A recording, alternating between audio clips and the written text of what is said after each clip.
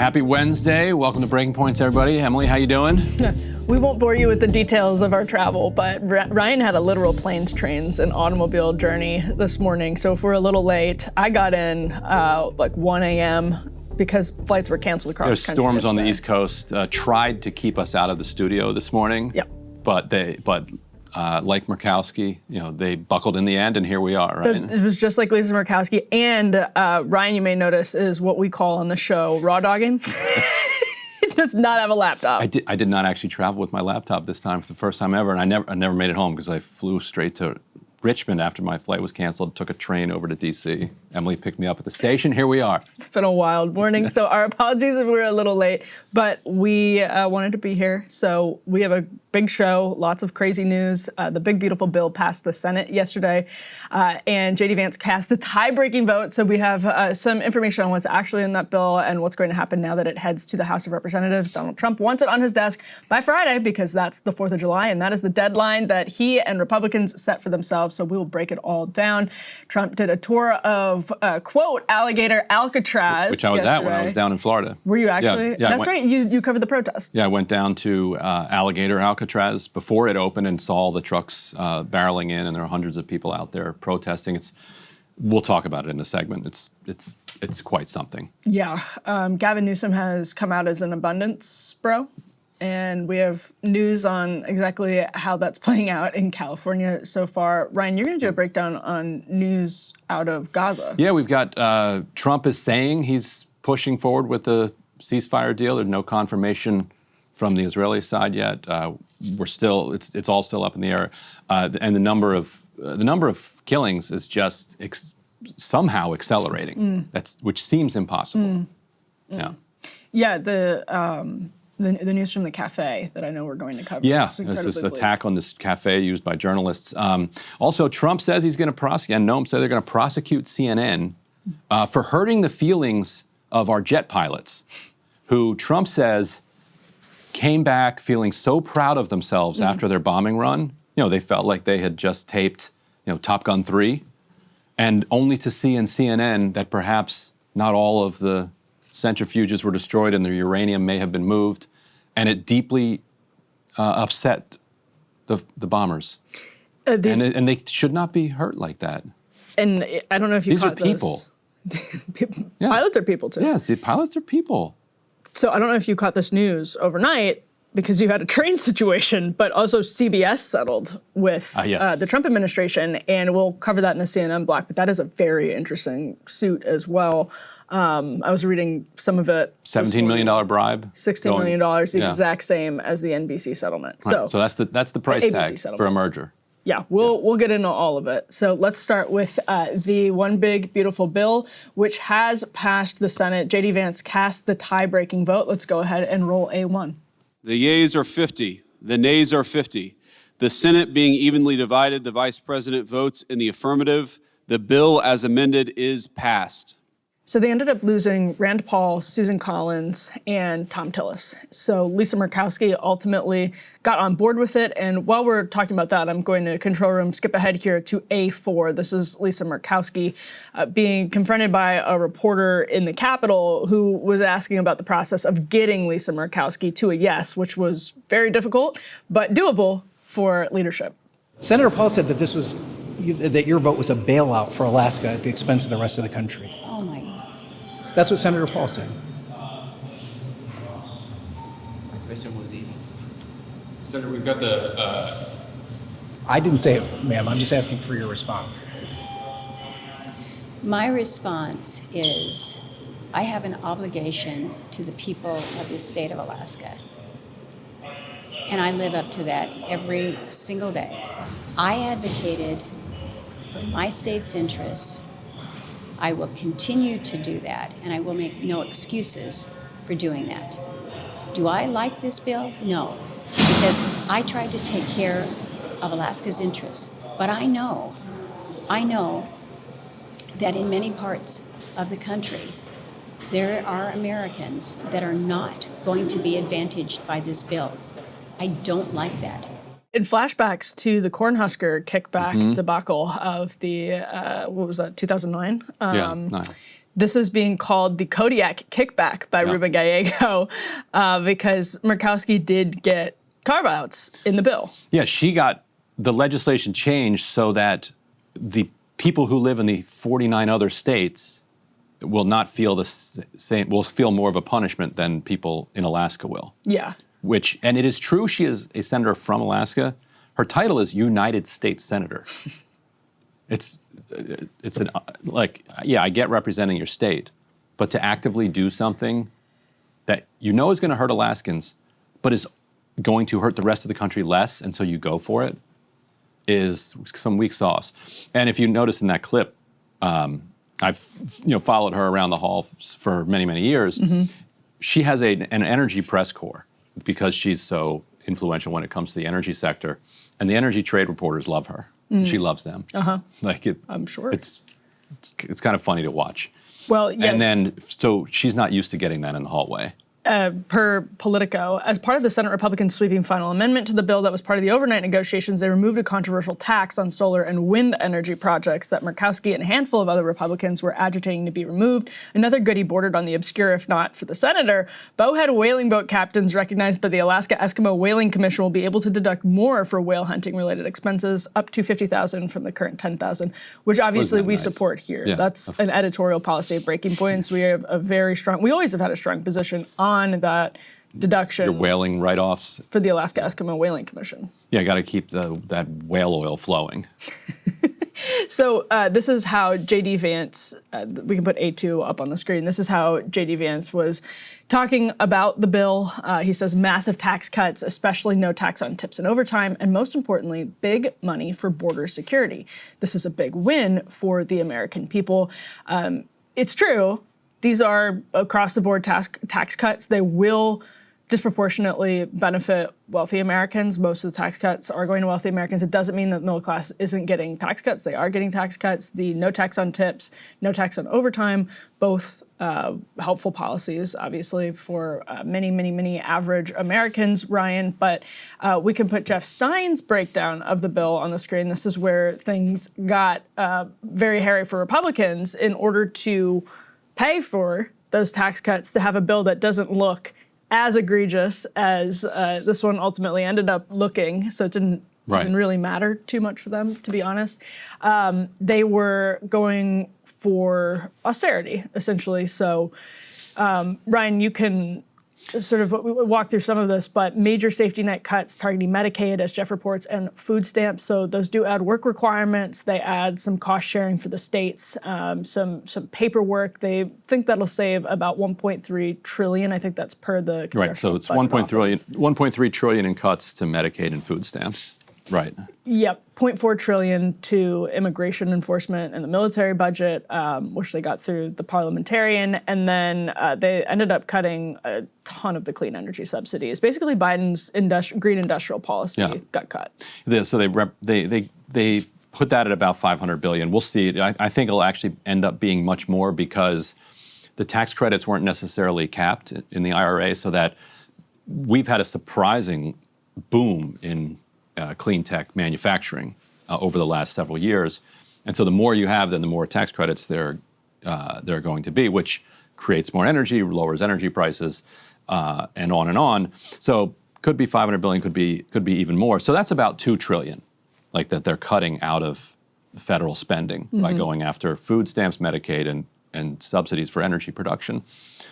And then they're spending it. We can go back, if you want to put the Jeff Stein post back up. So the way that they're spending it, $2.5 trillion to extend the prior tax cuts. So those are the ones that Trump passed in 2017. This extends them out. And also your child care benefit goes from $2,000 to $2.2. Yeah. With so many Child kids, tax credit. hey, that's going to be nice for me. All Huge right. Ryan Grimm win. Big win for me right there. Yep. Then there about $1 trillion in various tax cuts that go to the top 1%, including basically eliminating the estate tax. So think about that. So that's roughly the amount of Medicaid and It's at SNAP cuts. $15 million now, It's at $15 million, but with the stepped up basis, loopholes, and other loopholes, there are going to be very few people who end up paying estate taxes, like almost nobody, because It's already a pretty small group. it's a small group already, but yeah. But if it's going to cost $1 trillion, that means it's not nobody that's currently paying it. So now they're pushing it very close to nobody. And then, $500 million on his other things, no cash, no tax on tips. Jeff Stein mentions the car interest deduction. Hey, that'll help me too. Yes, it will. This is going great for you. A couple car payments. I got 2 car payments. This could not possibly be going better for you. This is amazing. No, genuinely, like this will be, like for me, except for the fact that I'll live in a worse country, this is going to be good for me.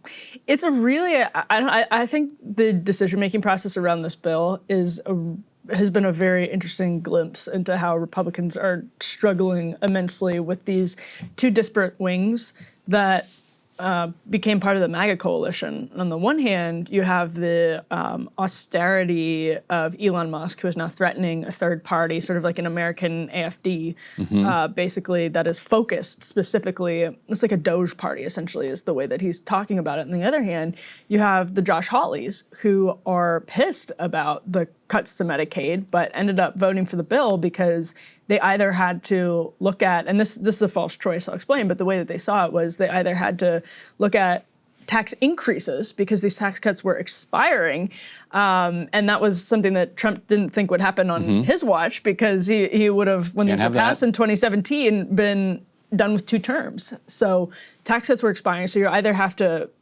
let the taxes go up, or you have to look at something completely different than how they conceived of this entire reconciliation process, but they don't have enough members. Elon Musk sounds wildly naive because there's nothing that you can do to actually tackle the national debt and the out-of-control spending. Well, you still have to make Susan Collins, Lisa Murkowski, Rand Paul, none of this would have worked. This was their only option other than letting taxes go up. It doesn't mean that's where I think it's sort of a false choice. And actually, Batya Ungar-Sargon pointed this out. They could have actually just let the top rate expire. They didn't have to cut it again. They could have just let the top rate expire. Or because they don't actually give a damn about spending or the debt, they could have just been honest that they're blowing up the debt and not even bothered to make cuts. Yeah. If they're to pay for the tax. Yes, cuts. and so you're going to have to explain to me what's up with this party, because J.D. Vance kept saying in defense of this bill, look, everyone's got criticisms of it, but none of your criticisms could actually get 51 votes, get a majority in the House.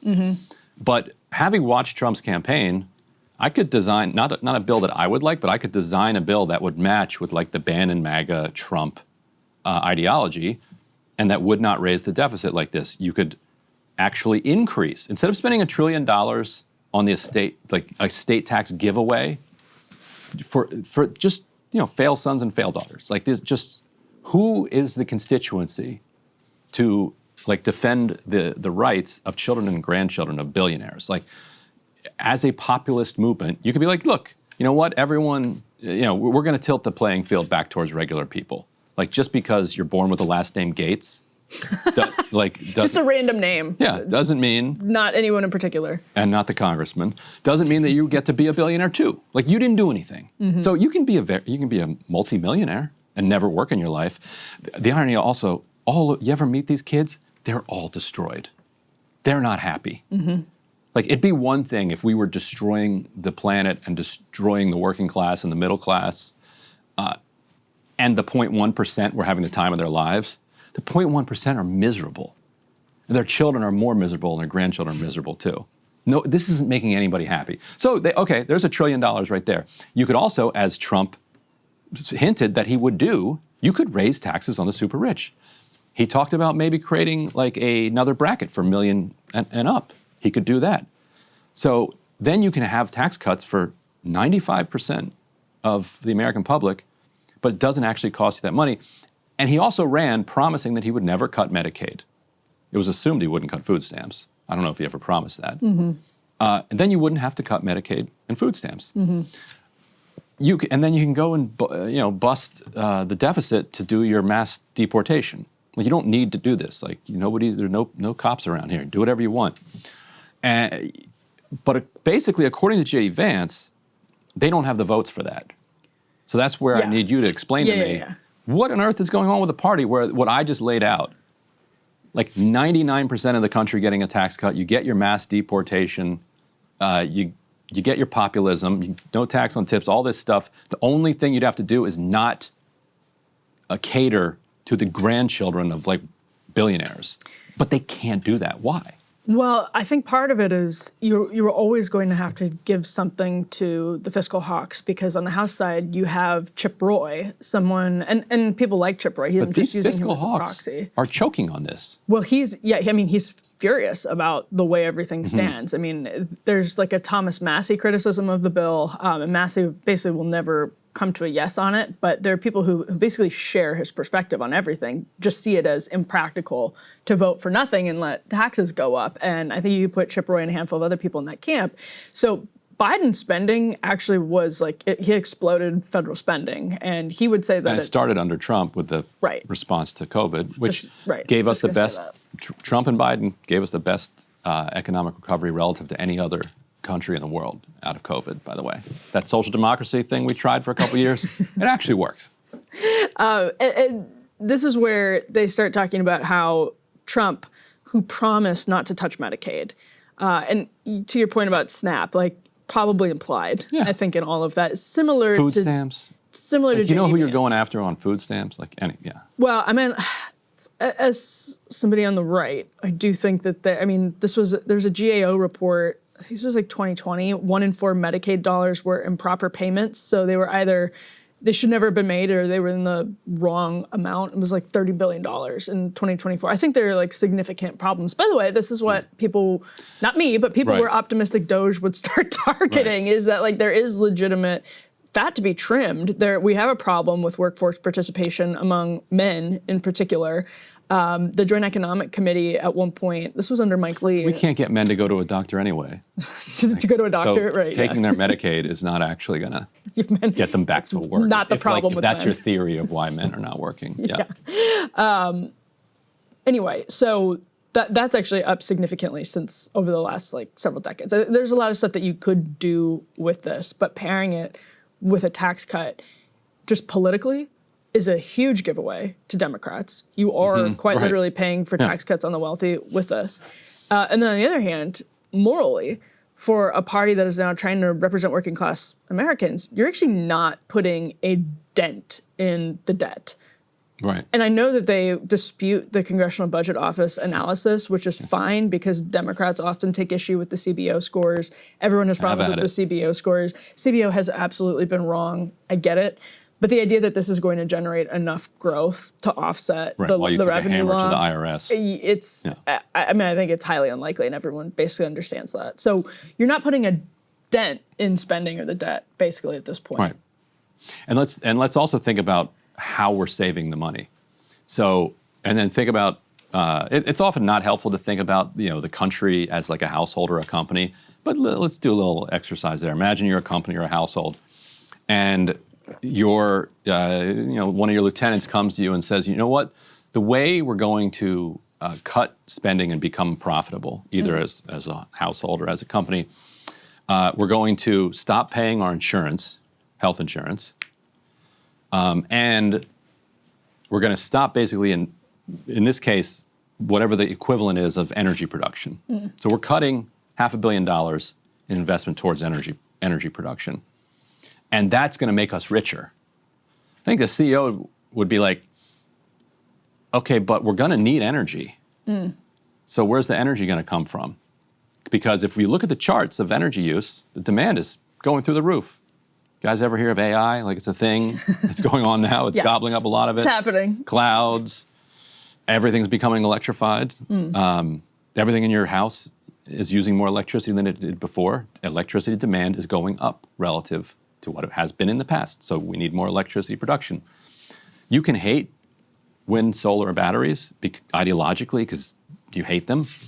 They represent 2/3 of the capacity that we've added over the last year and are were projected to represent more than that going forward.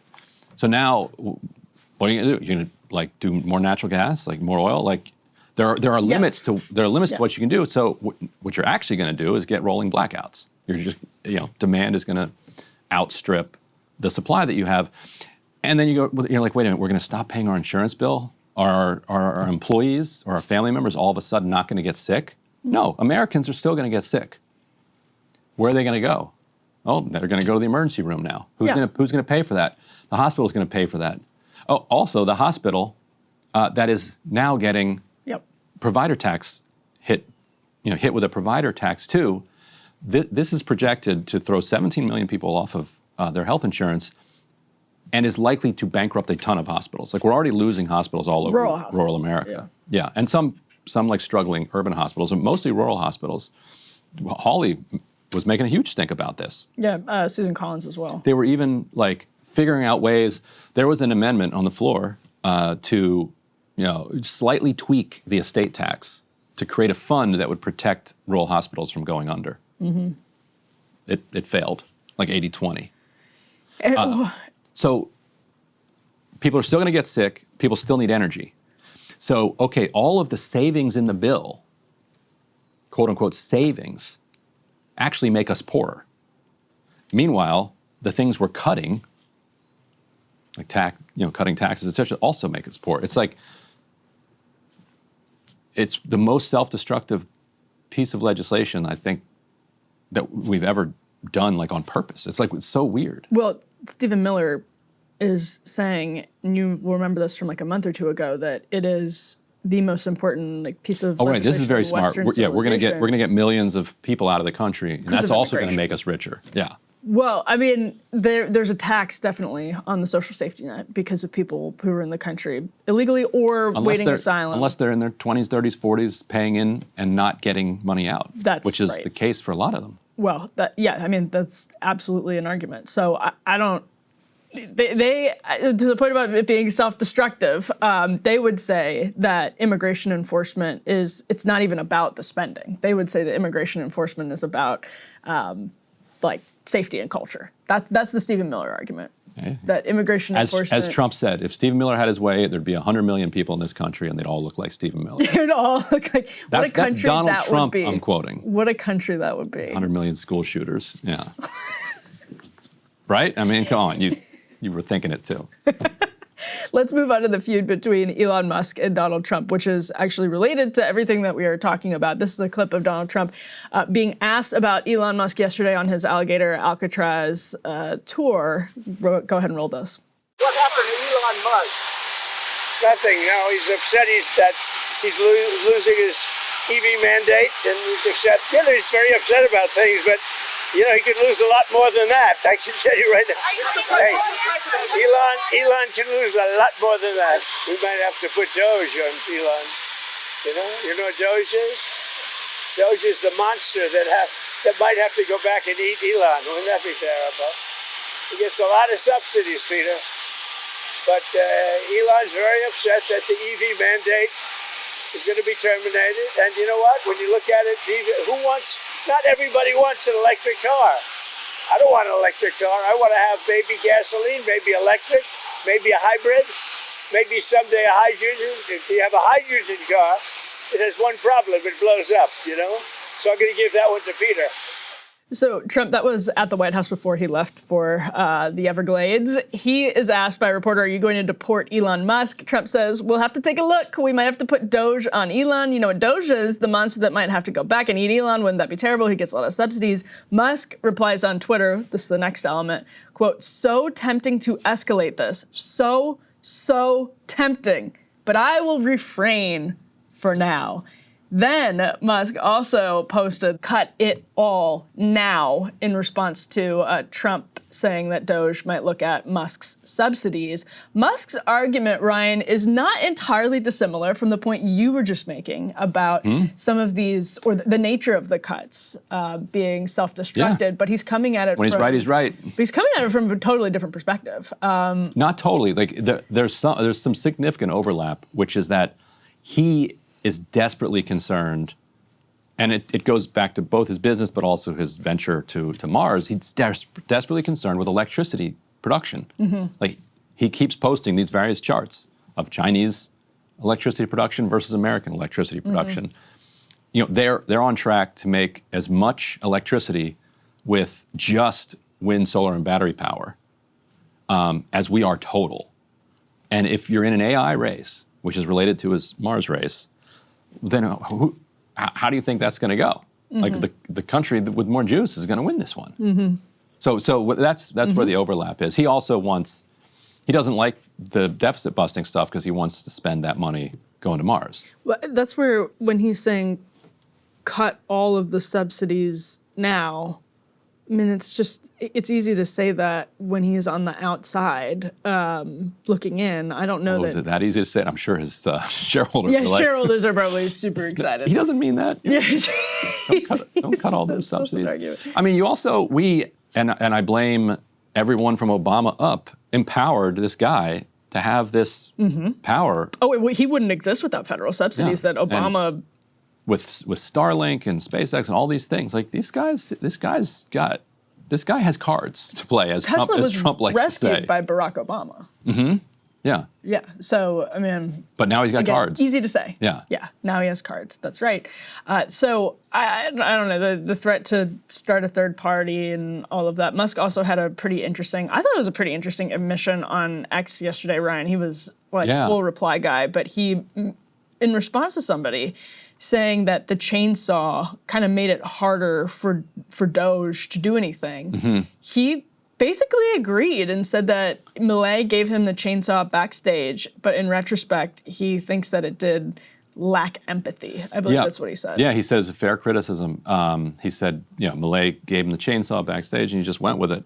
And yeah, exactly. And I kind of wondered, I'm like, how much, like, the original name for ecstasy was empathy, because that's closer to the feeling that it produces in a user. And so I always wonder, they didn't go with empathy because it's like, that's not very cool marketing. Like, ecstasy is going to sell better in the club. Sounds terrible. Yeah. But I always wondered, like, how is this guy eating this much Molly and this callous?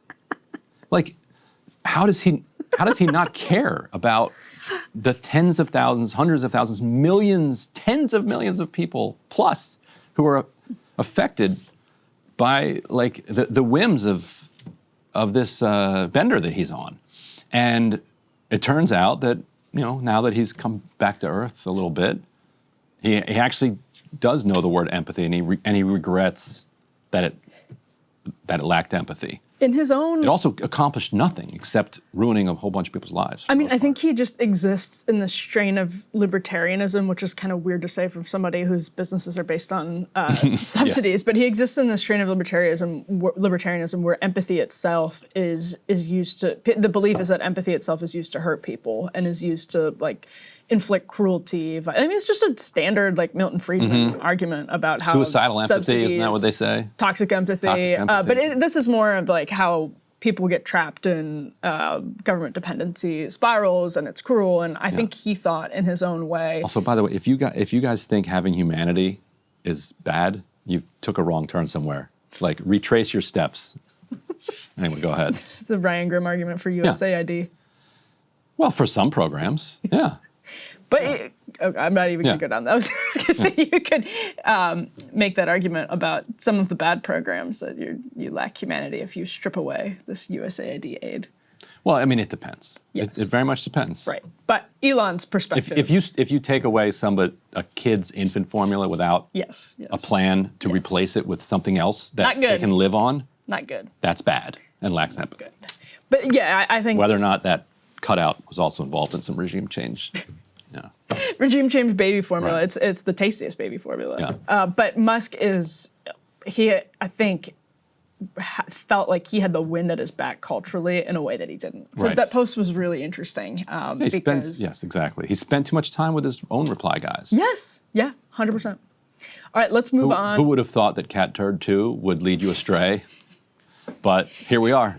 And Elon is like admitting that in this really like it's just a post on X, but he's admitting that he had basically terrible political instincts and then demanding the Republican Party currently follow his political instincts. Or else he's going to start a political party. I'm sure that'll go well. Good stuff. All right, let's talk about Alligator Alcatraz, because Ryan actually took a trip to Alligator Alcatraz while he was in Florida over the last several days. We can roll B1 here. You can see how basically Ron DeSantis and Donald Trump constructed their own sort of little Seacot, brought a little flavor of El Salvador up to the Everglades. It does seem like inspired by Seacot. It does. If you're listening to this, what you're seeing is bunk beds behind fencing. And it's being sort of trumpeted as an amazing feat, and it was put up really quickly, Ryan. You said you saw the trucks rolling in over the last several days. They did this in less than a week, right? Yeah, today's Wednesday.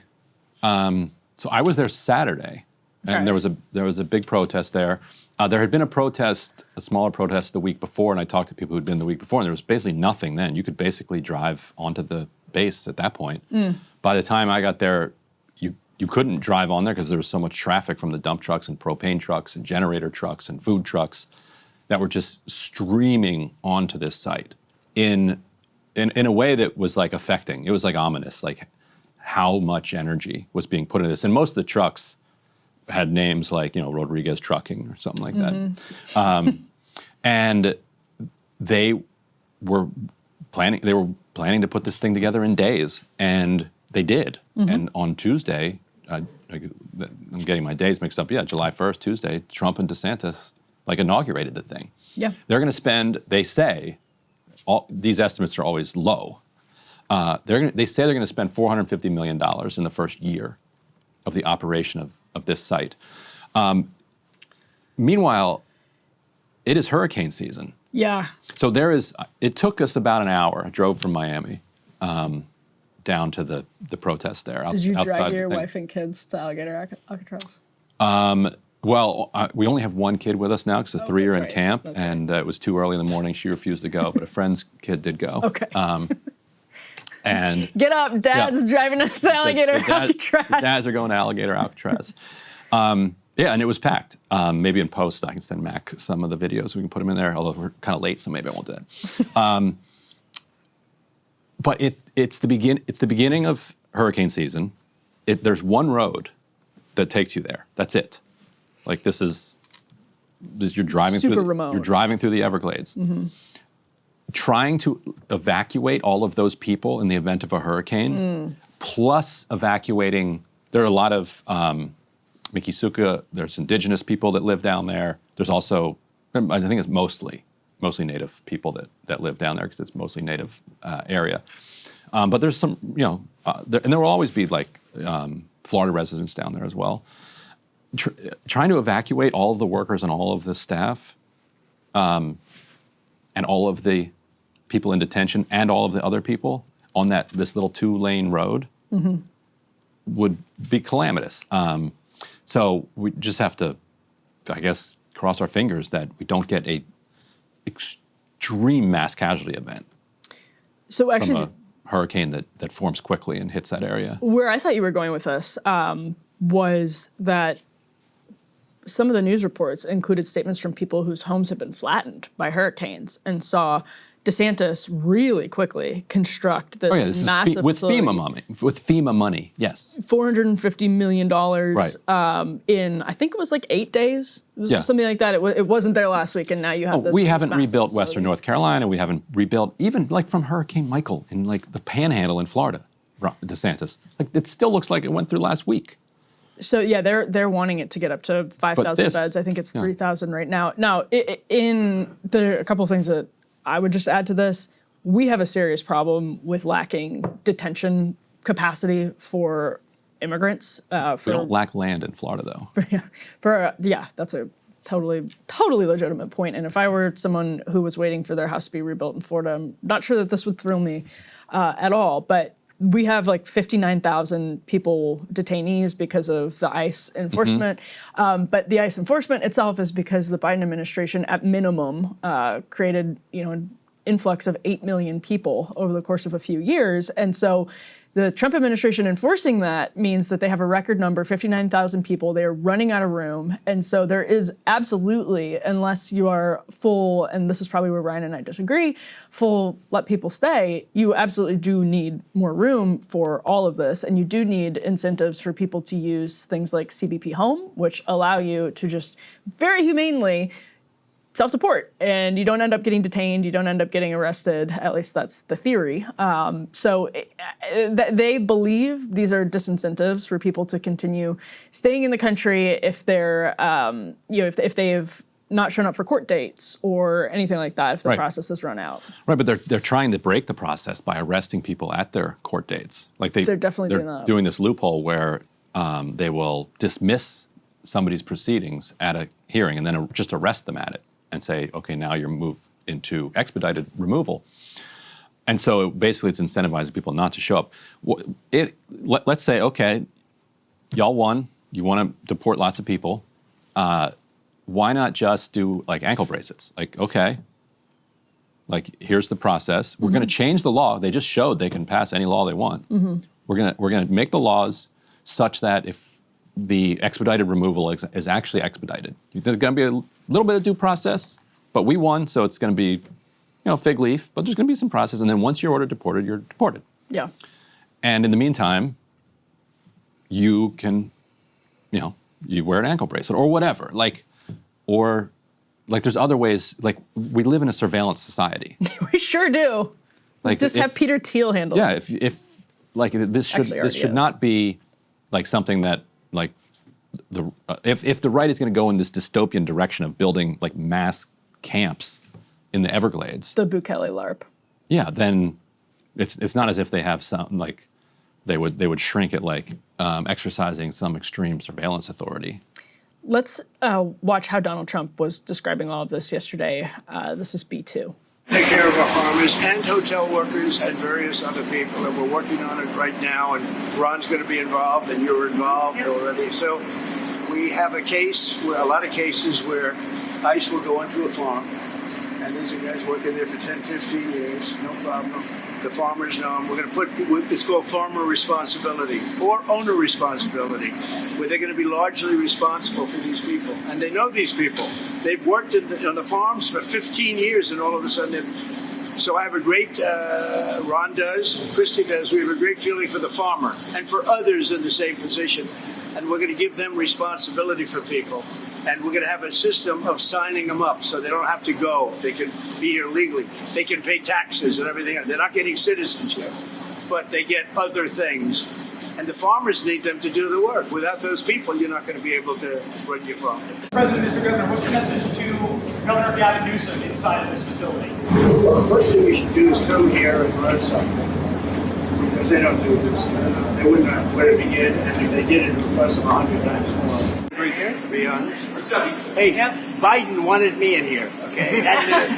He wanted me. It didn't work out that way, but he wanted me in here. That's Trump saying that Biden wanted him in Alligator Alcatraz. We have a couple of more clips because he was on a roll yesterday. This is Trump being asked about what the sort of point of the alligator branding is. And with the Alligator Alcatraz, it's the idea that if some illegal immigrant escapes, they just get eaten by an alligator or a snake or something? I guess that's the concept. This is not a nice business. I guess that's the concept. If snakes are fast, but alligators are, but we're going to teach them how to run away from an alligator, okay? If they escape prison, how to run away. Don't run in a straight line. Run like this. And you know what? Your chances go up about 1%, okay? Not a good thing. He's sort of bragging about his knowledge of alligator escapes. From his golf courses. Oh, that's a good point. If you're looking closely at the hat, by the way, which I didn't until it was just in front of us now, there's a subheading on the Gulf of America MAGA hat that says, "Yet another Trump development." That's what it says on the hat. I'm glad he's having such a wonderful time bringing, abject fascism. This is, completely... It's not fascism. Fascism to build a giant concentration camp in the middle of the Everglades? I mean, where the people are at immediate risk of getting killed if a hurricane comes through?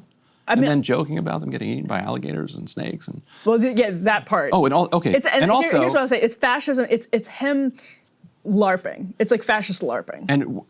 And he's also doing some weird planter class LARPing in the first clip that you played there. He's like, we're going to have owner responsibility.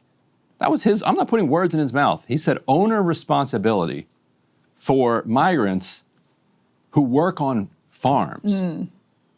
Mm-hmm. I don't even have to say anything else about it. Yeah, you're right.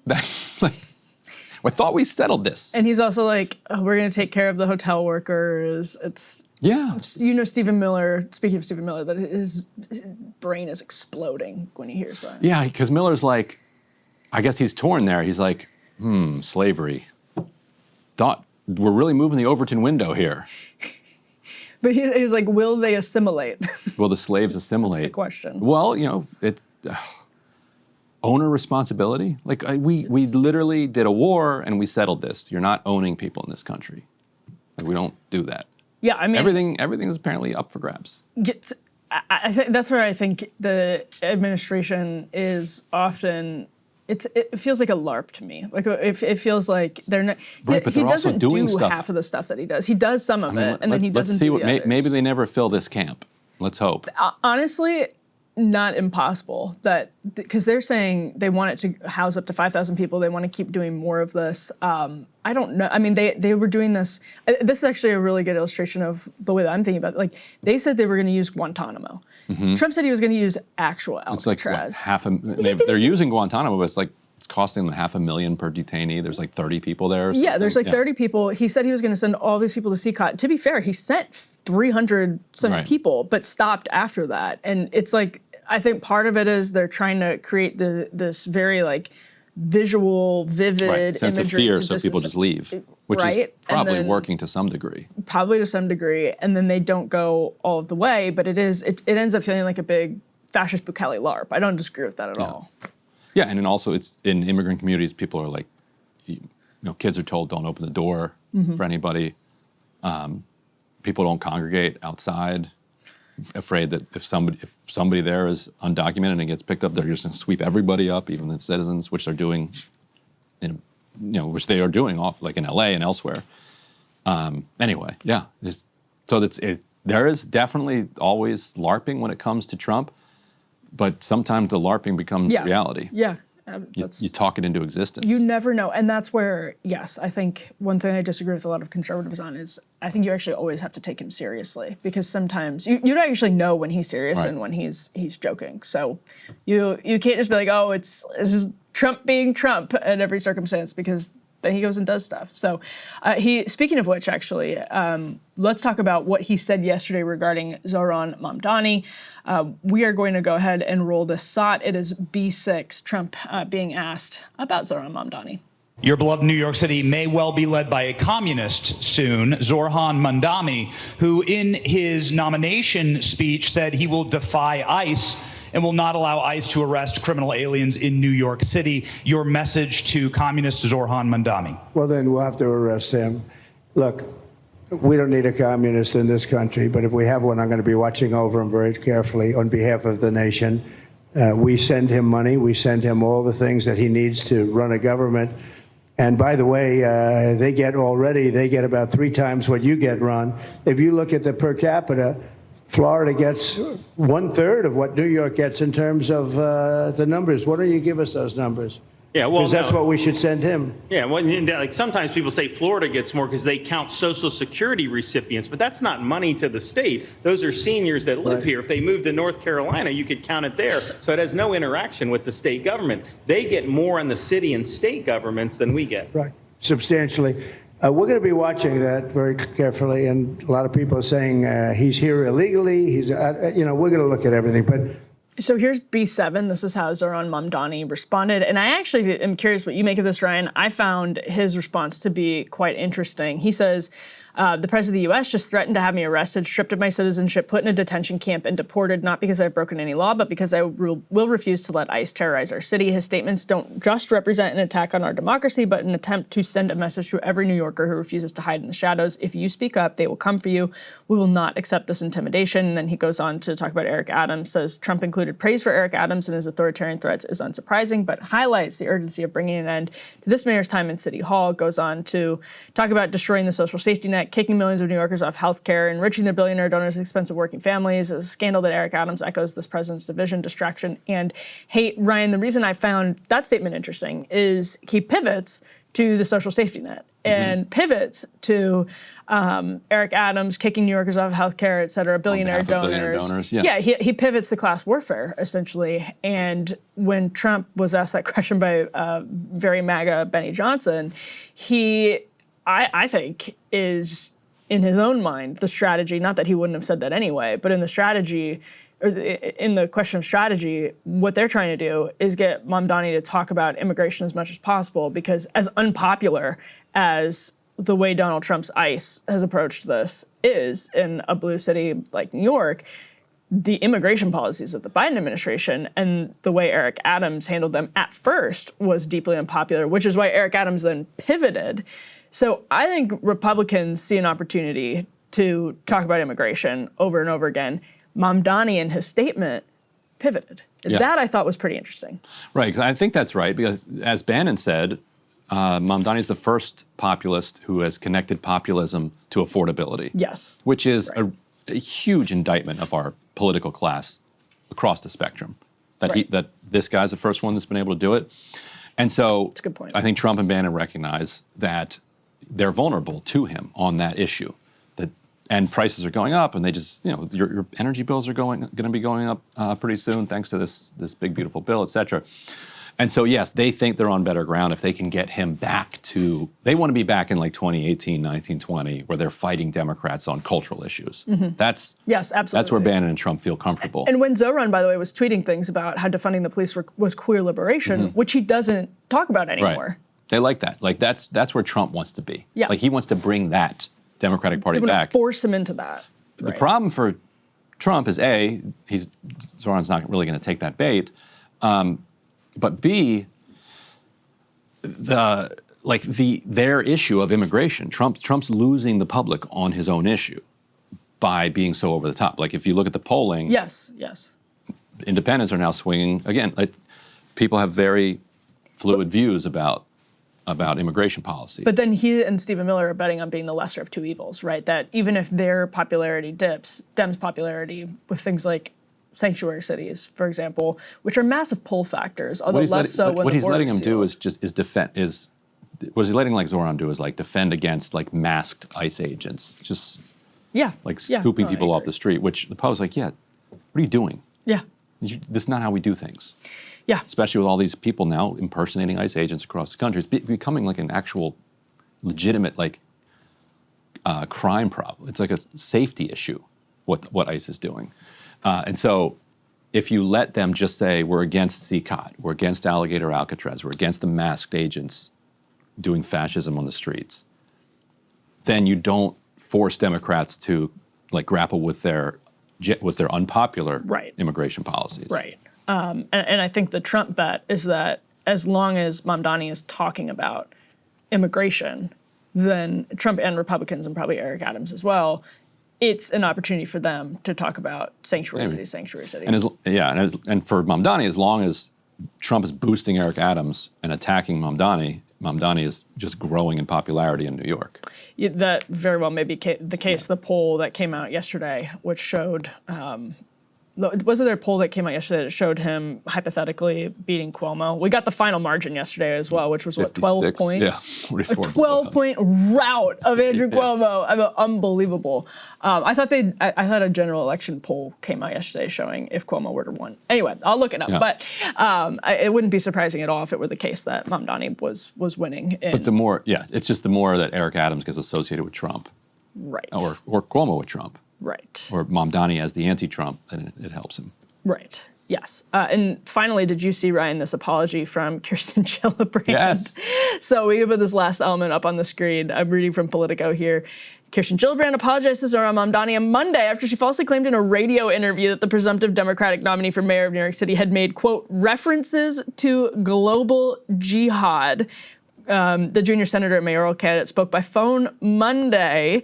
And there was a readout of the call that Gillibrand's team gave to Politico that said Gillibrand apologized for mischaracterizing Mamdani's record and for her tone on the call. This is in reference to a Brian Lehrer segment where a caller asked Gillibrand about holding Mamdani to account for, quote, glorifying Hamas. And Ryan, this was like the Brian Lehrer segment heard round the left. This was crazy everywhere. Tell us a little bit about it. I mean, it was bonkers. Go listen to it. She sounds completely unhinged, and Brian Lehrer gives her like 3 or 4 like opportunities to like correct herself and to like add in a little bit of complexity or humility or uncertainty about the situation. She's like, no, absolutely not. And at one point accuses him of wanting to wage global jihad, yes. which actually goes to Zohran's point. The reason he said in that initial interview, where he gave this long, like nuanced answer about why he wouldn't condemn the phrase globalizing intifada, he said basically because you're asking me to condemn a phrase that to some Arabic speakers, or to all Arabic speakers, means globalize the resistance. Right. And you can't ask an Arabic speaker to condemn the word resistance. Right. Like just because some people don't like it. It would be like saying that the Trump administration, whenever they arrest a Palestinian, a pro-Palestine protester, they tweet out shalom. Mm-hmm. So therefore, when pro-Palestine people hear the word shalom, they get in their feelings about this assault on their dignity and their liberty. So therefore, nobody should say shalom anymore. It's the same logic. But it's absurd. No, shalom, that's not what it, like, I'm sorry. I mean, Trump is misusing the phrase. Yeah. But that doesn't mean that nobody else can say it. And Gillibrand then makes his point that the whole argument is racist by confusing jihad and intifada. Because it doesn't matter to her. It's just scary sounding Arabic words. And so the entire political class, the media, all the Sunday shows, everyone tried to get him to condemn this phrase. He wouldn't, and Gillibrand winds up being the one that apologizes. That's, I don't know, it's too much to say it's a watershed moment, but it's definitely a data point. They're going to have to bend the knee. They are slowly but surely realizing it. Even Kathy Hochul told Gillibrand, like, there's no room for this racism in our state. If you lost Kathy Hochul, I think that's probably when she was like, okay, I need to apologize for this. It's over. Jeez. Speaking of unlikable and unpopular governors, let's pivot to Gavin Newsom. Ryan, that was really so mean. It was such a likable character. It was low-hanging fruit. We were talking about Kathy Hochul. It just made sense to talk about Gavin Newsom right after that. So Gavin Newsom is now taking aim at the California Environmental Quality Act, which, if you've read Abundance, if you followed Ezra Klein's work, that is a sort of fixation. Ezra's been writing about it for a matter of years. And Gavin Newsom held a press conference yesterday. Let's take a look at his nod to the Abundance community in this clip. To the NIMBY movement that's now being replaced by the YIMBY movement.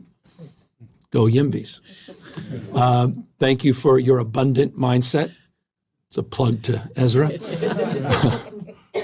And it really is about abundance, and to the movement that they represent, which I think was reflected in the comments made a moment ago about getting big stuff done. Okay, we can put the tear sheet on the screen. You heard him there say he appreciates to the YIMBY community the abundant mindset. They are rolling back that landmark, quote, environmental law, quote, landmark environmental law, as the New York Times puts it. Ezra Klein has written, Ryan, pretty extensively for a long time, as we mentioned earlier, about the California Environmental Quality Act. It's sort of become a symbol. Not just, obviously there are substantive complaints, but it's become kind of a symbol of what abundance, the sort of abundance world is trying to change about blue state governance. This is how Klein put it in an op-ed, I want to say this was like a year ago, quote, "Laws like the California Environmental Quality Act have been used to block countless harmful projects. A faster, more streamlined process could make it easier to build solar farms and rail systems, but streamlining could also make it easier to build infrastructure that communities have reason to oppose." So what's going on with this, Ryan? Well, and so Ezra tells a story in his book about the creation of this law being quite a quiet affair. Like it's now understood as this landmark law, but it was not actually, and this is the case for a lot of laws. They pass quietly, nobody really knows what's going on, and then only later do they take on some significant importance, and this one took on importance because the California Supreme Court interpreted it in a way that the original authors of it did not intend, which gave it enormous amounts of teeth. And then, so you did then have a lot of communities and other people that wanted to block projects able to hire lawyers and gum things up. And so, it's I think there is some nuance to this, because I think on the one hand, the political power of billionaires and incumbent kind of monopolies and power centers are the thing that is their power that blocks a lot of these projects, and their power, if it is unchecked in what should be a democratic society, is going to find different vehicles for it to be exercised, just like water running downhill. It's going to find a way to get there. And right now it finds CEQA. You get rid of CEQA, but you don't check the power of billionaires, it's not going to solve the problem.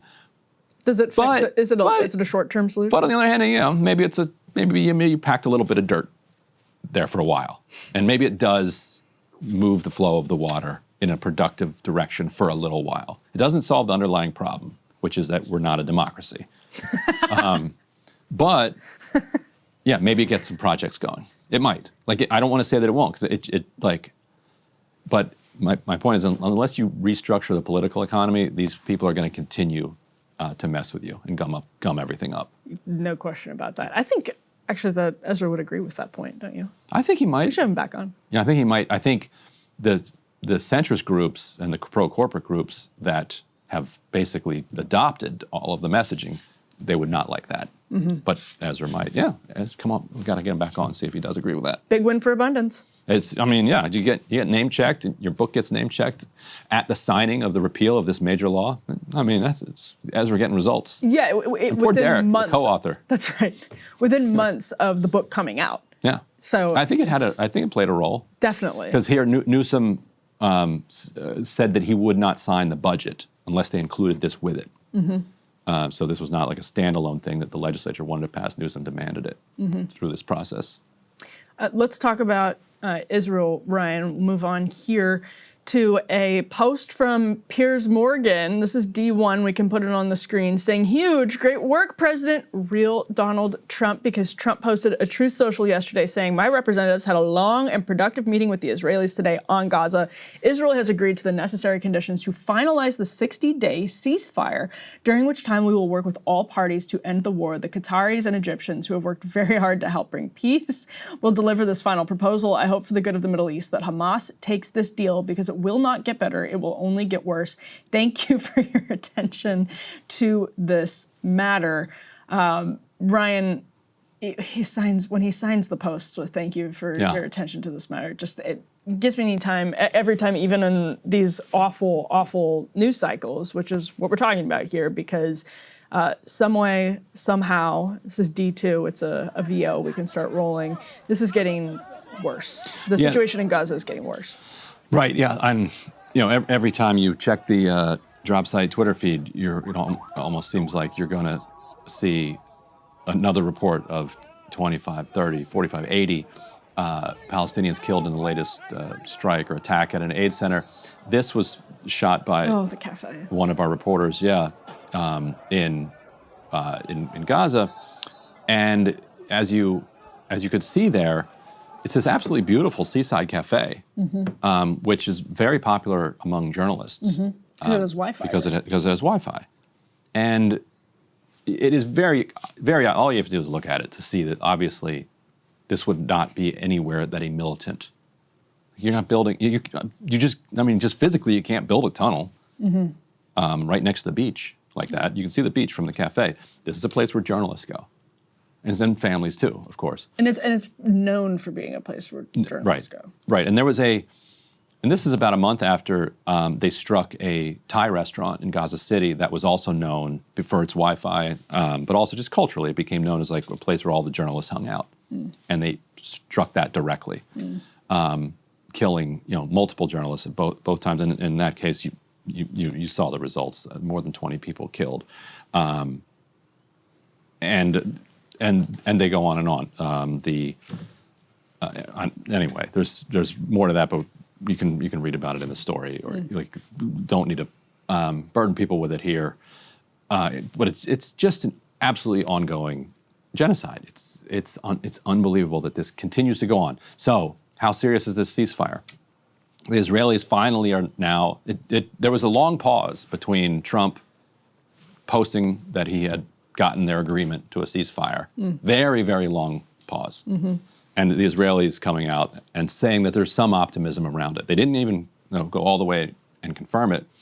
Kind of like when these long pauses can be disturbing, like when Peter Douthat or Ross Douthat's like, should humanity survive? Yeah. It's like Peter Thiel's like, well, I mean, depends.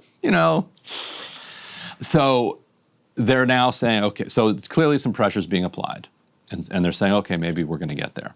Hamas is saying, that they're open, as always, to any deal that leads to an end to the war. Like that has long been their position, and they have said that we will turn over authority in Gaza to somebody else. Not the Israelis, like they have to withdraw, but they will turn over authority to somebody else. And we could have this deal by now. All the hostages could be out by now because the deal that was reached in January was in phases. And the phase one went off effectively. And then as phase two was supposed to start, Netanyahu unilaterally broke it. And so the only, now at the end of July, the Knesset goes out of session until the fall.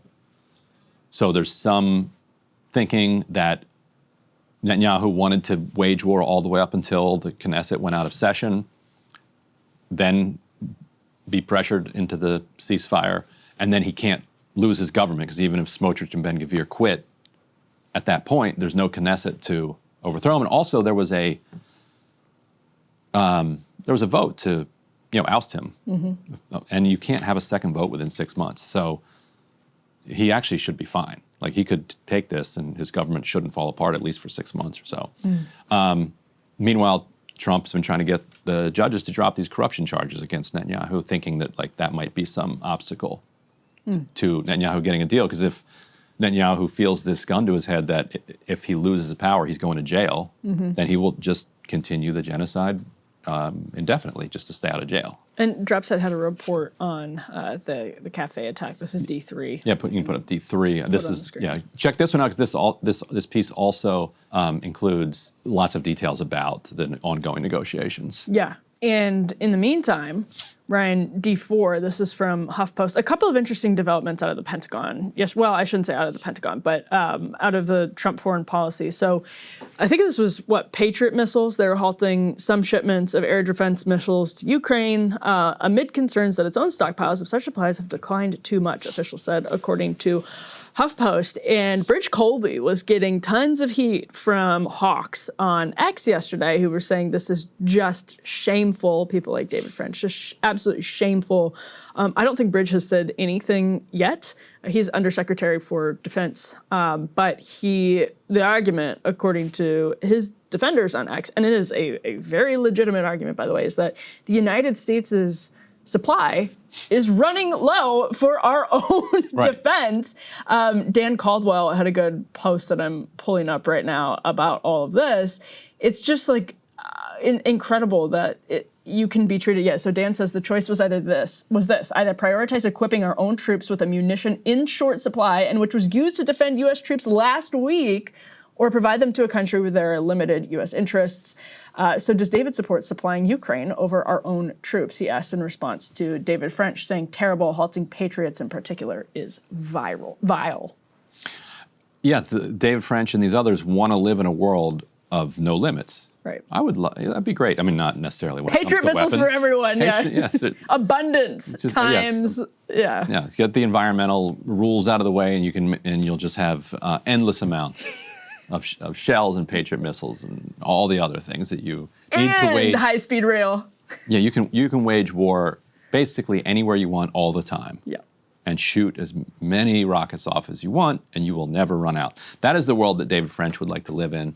It's not the world that we live in. We, instead, have just been emptying all of our warehouses, putting them on planes, flying them to Ukraine and Israel for whatever they're doing over there. And yeah, now we're running low. Right. And who are you going to get mad at? Like physics? Yeah. Math? Like, rather, you're not mad at yourself for exhausting all of your supplies. Yeah. Killing, how many people? Good Lord. I mean, if you combine the number of people killed in Gaza and the number of people killed in Ukraine, Russia, like, you haven't killed enough people yet?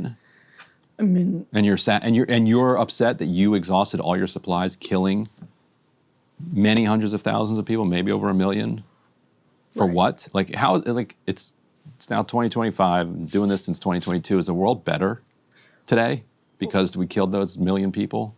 Well, here is a connection between what we were just talking about, Gaza and Ukraine, and we're going to get to Syria in a moment as well, because that's one of the other interesting developments out of the Trump foreign policy just in the last couple of days. But when the Ukraine war broke out, correct me if I'm wrong, Ryan, but I believe Israel did not send weapons per Zelensky's request. We were asking them to, and Zelensky was begging them to send us some of these Patriots. Look at these poor people in Kyiv getting attacked. Like, send the missiles, help. And the whole world is standing with Ukraine, and Israel's like, nah, I don't think so. Well, we don't have enough. In a sense, they're recognizing they have not an infinite supply of Patriot missiles. Yeah. Right, and they cost enormous amounts of money. Yeah, incredibly. And then we make like 90 a year or whatever of the THAMs or whatever they are. Yeah. Actually, there's probably an abundance argument for the price of Patriot missiles being wildly high because of capture. Yeah, and it's probably actually more of a strategic argument, because if you can't get the cost of those down, you can't win a war of attrition. This was a 12-day war with Iran, and they were basically out. Yeah. So your whole strategy is you're going to win every war in 12 days? Yeah. That's it? Okay, good luck. And let's talk about Syria for a bit as well, because, Brian, I don't know if you've caught this Reuters report. This is the next tear sheet that we can put on the screen. It's insanely horrifying report. And, always have to be skeptical of journalism in the region, I guess is maybe one broad way to put it. But it's such a chaotic place, though, that the journalism is actually more doable because people are freer to speak than they would have been under Assad. Yes. You have to obviously take everything with a grain of salt, but... Well, I was going to say, also you have to be careful with the claims of competing, like sometimes literally tribal factions and all of that. But this report is incredibly well detailed. What Reuters said basically was put together names of like 1,500 people that were slaughtered by. They make a connection to the government forces. People can dispute that, but the Reuters report is that with knowledge, complicity, and probably direction from the new administration. The Trump administration, meanwhile, has just lifted sanctions on the new government. And particularly on the guys who were singled out for these massacres. Right, but I don't know. Well, so here, go on. So the backstory here is, in March, there were some moves by regime remnants to try to reassert authority in certain areas. They had become, and Maz has been on the show talking about this, Assad his forces were not totally routed. some of the regime elements became like gangs that controlled particular areas and were still involved in like the Captagon drug trade, and were going to hold on to these territories. And actually, in some respects, depending on how you count it, they still do. And so there was some sense that they were making a move to kind of actually take back power, because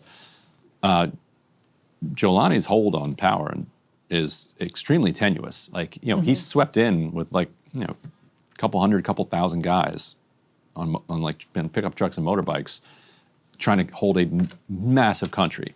And how much he actually controls Syria is exaggerated. Like Maz was there. It's been several weeks since he was there, but he was saying like from suburb to suburb, like there's different like controlling authorities with various levels of allegiance or rivalry with the quote unquote central government. So he's like a fake it till you make it leader. He acts like one, but he can't really do much in the way of direction.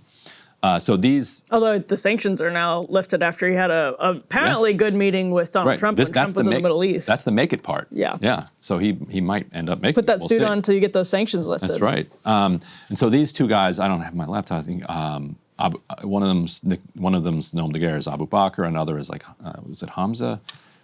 These guys are directly tied to Turkey. Like, these are, but Turkey has, sponsors the entire thing, but like.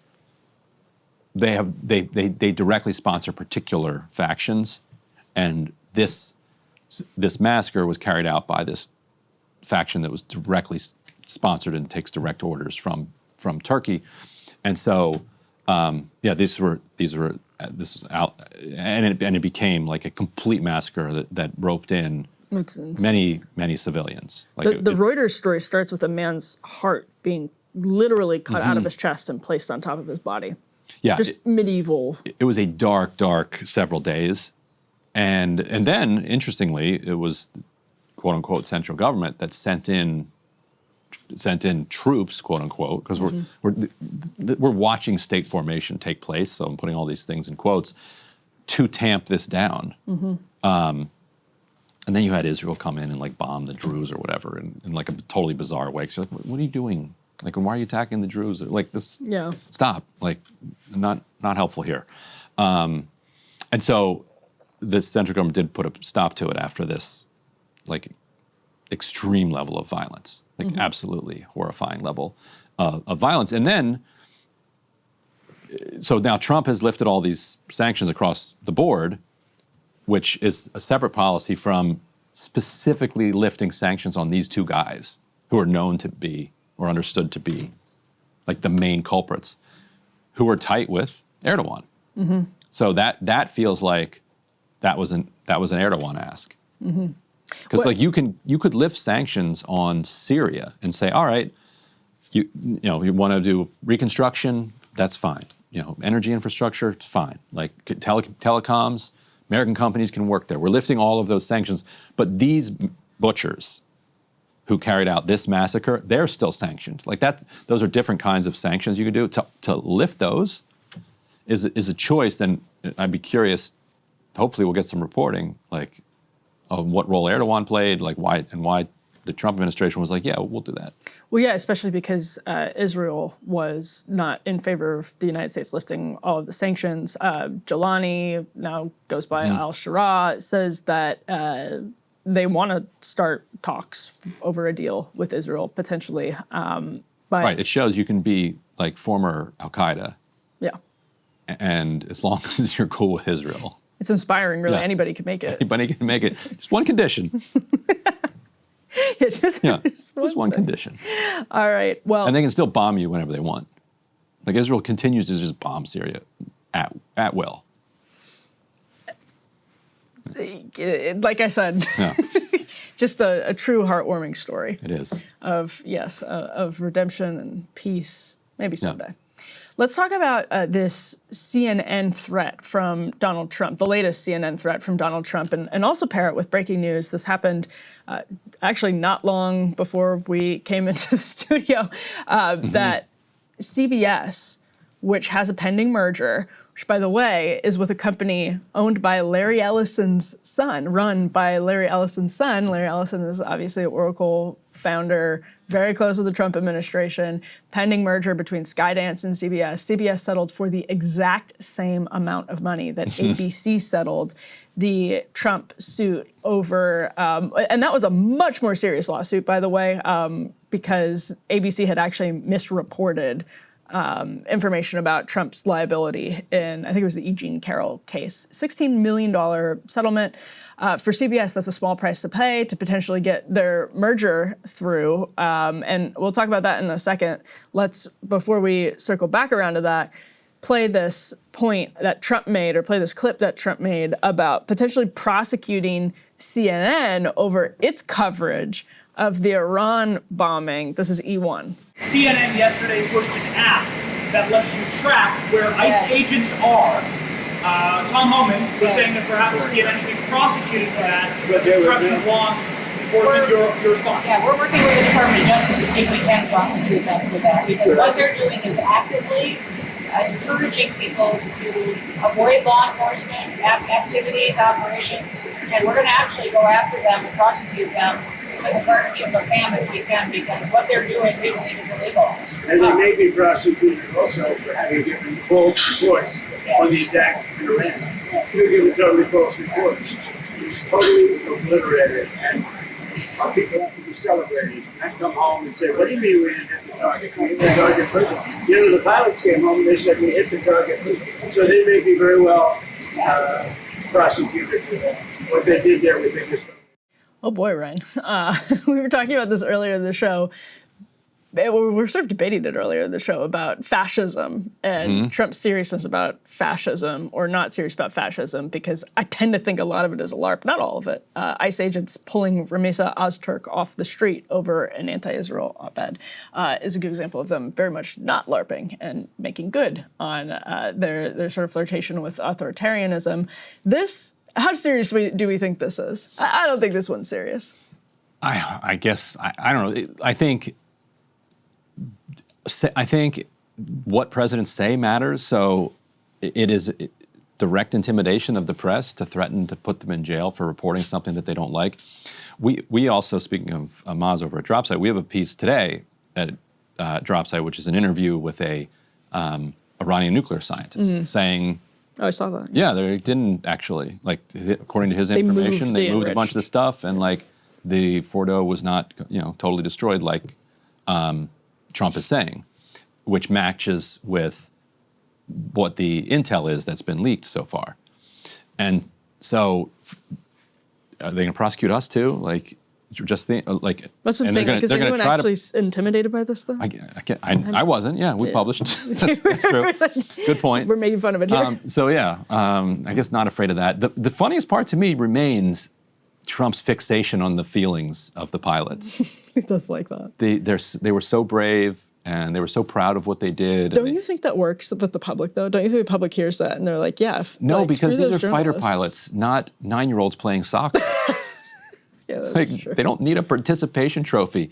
Like, it matters. Like, yeah, like, sorry, we keep score. Like, we're not doing this thing. We're like, what was the score, Dad? Yeah. Oh, we don't keep score. It doesn't matter if the ball went in the net or missed the net. Like, that's the American approach to it. I mean, I also feel like if you're doing war, it matters if the ball goes in the net. Like, did you hit the target or not? It's not. I'm sorry that your feelings are hurt if you missed it. Well, per usual, you just did. Everyone gets a trophy. Right. Got to get rid of that mentality. No, but yes, you don't get a trophy just for pressing the button on your bomb. It's got to actually hit the target. The media, I feel like, actually was pretty celebratory about. They were. Right. The media loves usually big, beautiful bombs. About military action. And also, I'm happy to pretend that the nuclear program was absolutely annihilated. If it stops, let's just say it here. No need for any more war. The beautiful pilots courageously struck all of their targets, took it out, especially the ones way underneath the mountain. It's completely obliterated. And nothing was moved either. Nothing was moved, and we need no more war. And give them all a trophy.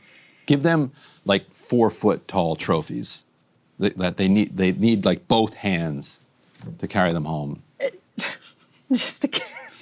just to continue the point about whether this is actually intimidating or not, as I recover from the double-handed trophy illustration. How do you take a selfie? Like, you don't want to drop your trophy. Yeah, that's a good point. And you can't pop the champagne if you have two hands on a trophy or take a selfie. So maybe a little smaller, a dignified sized medal. trophy. Yeah. It could be a beautiful medal, because then you have both hands free. participated in the 12-day war.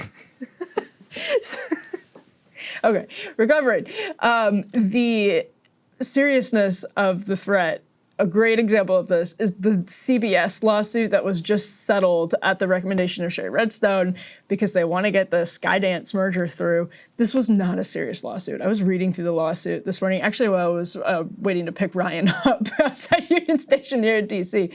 It refers to like Kamala, not Miss Harris, Senator Vice President Harris, Kamala throughout it, cites like Breitbart articles. It wasn't a serious lawsuit. And it just speaks to the fact that CBS was not at all intimidated that they were going to be found in violation. They won an Emmy for that interview. By the way, I will say they deceptively edited the Kamala Harris interview. Every network does that every single day. What they aired on Face the Nation was different than what they aired on 60 Minutes, and I think it was materially different. I think you got a different version of the answer. A significantly different version of the answer. Kamala Harris was being pressed on Gaza, basically on Israel, and whether the Biden administration was being taken seriously by Netanyahu, basically. And they aired a very different version of it on both shows, and that speaks to the power of the media. Everyone kind of knows that the media is doing that. This was a good example of it. It is not, and it should not, be something that you can actually be found liable of defamation, whatever, by a politician for doing. It's wrong.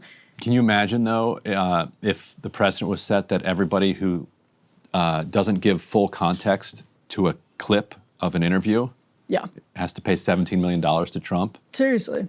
Like, how many Twitter accounts are out there clipping like 25 seconds of an interview where Trump would be like, you know, the whole 2.5 minutes gives a slightly different context. Yep. So that'll be $17 million, or you don't get your merger. Yeah, or you don't get your merger. This is not about what it's about. What it's actually about is this merger. He's it is a way to give money directly to the president so that he will sign off on a corporate merger that's worth much more than $17 million. Right, and CBS is not admitting wrongdoing in the settlement. It is money that is going to his presidential library, which I think was the same thing in the ABC case, both $16 million settlements. I think when ABC settled, people who at the time were worried about the precedent that they set by settling are being vindicated because Trump has realized that he can essentially extort money for his presidential library. If that's what is going on behind the scenes of this, it looks like Redstone saw that and realized that you can sort of come to the table and look like you're making a deal with the administration in a way that actually grants favor with the president. And we'll see what happens with their merger. I mean, that's the other tin cup. Zuckerberg tried to do that. Sorry, I was just saying, Zuckerberg tried to do that with the FTC, and it did not work. Zuckerberg tried to give a ton of money to Donald Trump into the inaugural fund and all of that, and the FTC is continuing its suit, its meta suit. Yeah. The other tin cup that they put out, and I wonder if you've heard this around town, so people should look to see whether or not ABC or CBS end up becoming like investors in Melania's documentary. Like Amazon? Like, that's the word around town. That another way that you need to, basically it's a coin operated, and you have to find the different buckets. And one of the buckets you're supposed to put coins into is this Melania documentary. We'll see if it ever gets made. But you can imagine how the scheme would work, that the thing will, raise $1 billion in investment capital. Yeah. And then it'll make $100 million. Yeah. And you'll go back to the investors and be like, real shame that investment didn't pan out. But you got your merger. You don't even know how much it makes, though, because it's going to be on Prime. So it's not like there are tickets. Right, and then Prime can overpay them for it. Yeah, 100%. So as dumb as the CBS editing was, it's also just like, I don't even think Trump would deny this. We're in Roy Cohn territory once again. Oh, yes. Yeah, he's loving it. Yeah. All right. Well, thanks, everyone, for sticking with us on this wild travel 24-hour period as we made our way into the studio. Ryan doing a literal planes, trains, and automobile journey from Miami to Washington. Also, the show would have been on time if this were in China. Like, it took like what, it took like 3.5 hours in the end to get from Richmond to DC. That's a 30-minute train ride in China. Yeah, no, the Richmond leg of your trip was especially egregious. It was supposed to start at 4:52 a.m. Didn't start till 6:05. Didn't get in until 9. And here you are. I had 2 delayed flights and 1 canceled flight yesterday. It was trying to get back was also wild, but not quite as wild as yours was. Stick around for the Ask Me Anything if you are a premium subscriber. If you aren't a premium subscriber, breakingpoints.com. Monthly subscriptions are back. Become one. Good deal. Yep, absolutely. So head on over there. Otherwise, Ryan, I think both of us are back here tomorrow. That's right. We will be... It'll be an easy one. Just coming in from inside the city. Yeah, compared. It'll be very easy. All right, we will see you back here tomorrow, everyone.